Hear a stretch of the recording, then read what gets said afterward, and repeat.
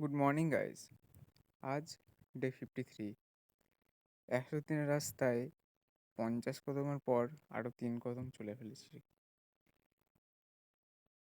এতই জীবনে ব্যস্ততা, ব্রাশ করে ফ্রেশ হতে হতেও পড়াশোনার কথা মাথায় আসছে যে পড়া পারবো কিনা। তারপর টিউশন গিয়ে পড়া করে চলে এলাম। তারপর এসে একটু ব্রেকফাস্ট করলাম।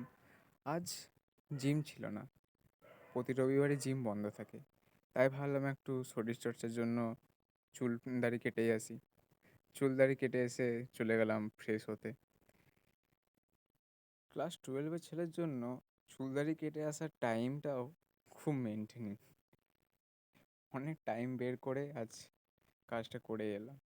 তারপরে দুপুরে খাবার খেয়ে পরে বিকালবেলায় টিউশন গিয়ে টিউশন পড়িয়ে এসে কোনো ক্লিপ নেওয়া হয়নি। তারপরে রাতের বেলায় একটু পড়তে বসে তারপরে খাবার খেয়ে নিলাম, খেয়ে পরে ঘুমিয়ে পড়লাম। গুড নাইট সবাইকে, টাটা।